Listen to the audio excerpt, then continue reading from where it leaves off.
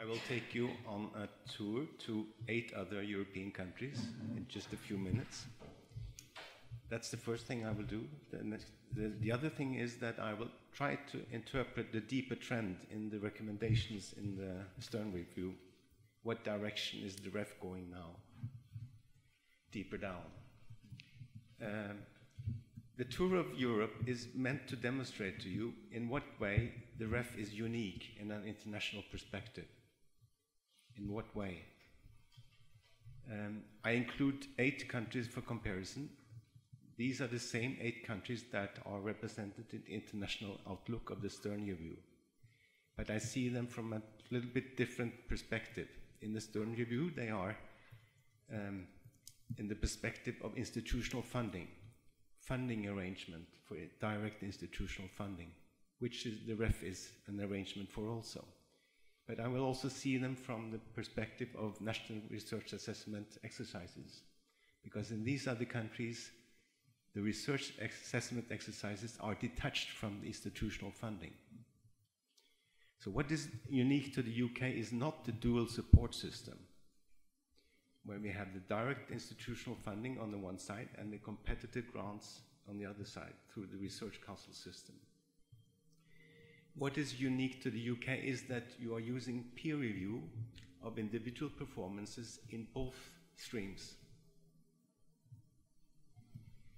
Other countries, some of other countries have tried to do so, but not succeeded. If we start with Italy, they implemented something they thought would be the UK model in 2003 for institutional funding, but it became very soon semi-metric. So it's only the social sciences and humanities that are evaluated by peer review. The rest is done by bibliometrics. And then 2 years ago, some of us helped Sweden develop a UK-inspired model for research assessment connected to institutional funding. Last week, the government decided not to implement it. And the reason they gave was, the main reason for this decision is that it is considered too expensive and time-consuming for the higher education institutions. And also in the Czech Republic, there is on the table, and has been so for 2 years, a UK model for institutional funding with peer review. But the political decision to implement it remains to be taken. The other countries I will mention all have indicator-based funding, institutional funding. So it's partly strategic, partly historical. Then there's some performance-based funding, and it's connected to certain indicators. Netherlands is one of those countries. Only it differs from the other countries by not using metrics, bibliometrics, among the indicators.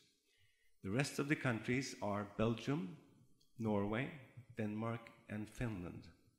All of these 4 countries have introduced bibliometrics among several indicators for institutional funding. The bibliometrics is done in such a way that the humanities and social sciences are properly covered. This has been done by not only asking the commercial suppliers for advice on how to do it. I will not go deeply into that. But in all these countries will support the main principle that the debate is turning around here in the UK, namely that metrics should support and not supplant qualitative expert assessment. The only thing that they wouldn't agree on is that you necessarily need to have qualitative expert assessment involved in institutional funding.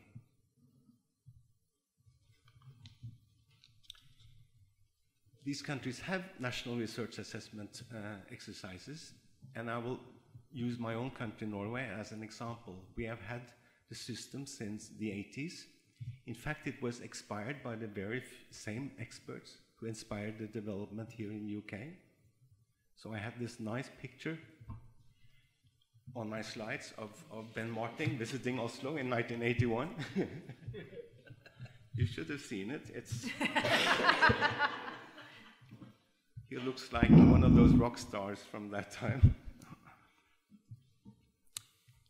In this research evaluation system, which is detached from institutional funding, but done for all the other 5 purposes that are mentioned in the Stern Review.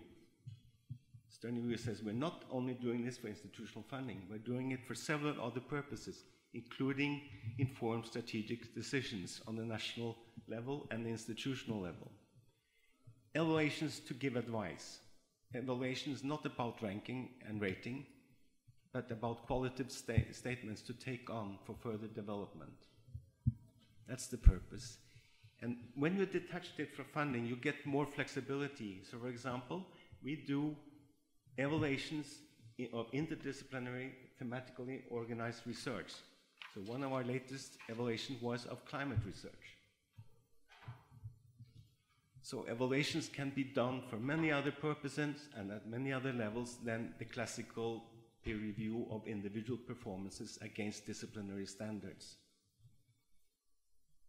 And here I come to my reading of the recommendations in the Stern Review. Stephen already mentioned some of these recommendations.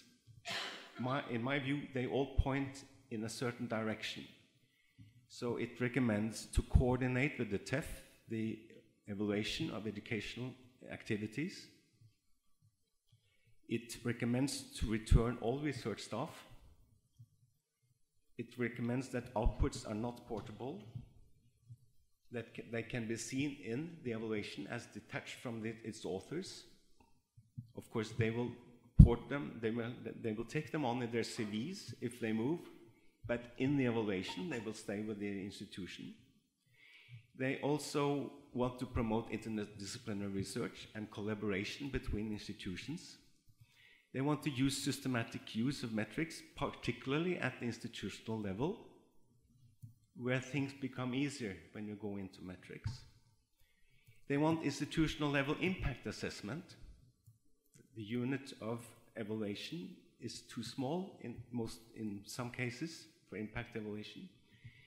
They want institutional level environment assessment to recommend to inform national institutional strategies.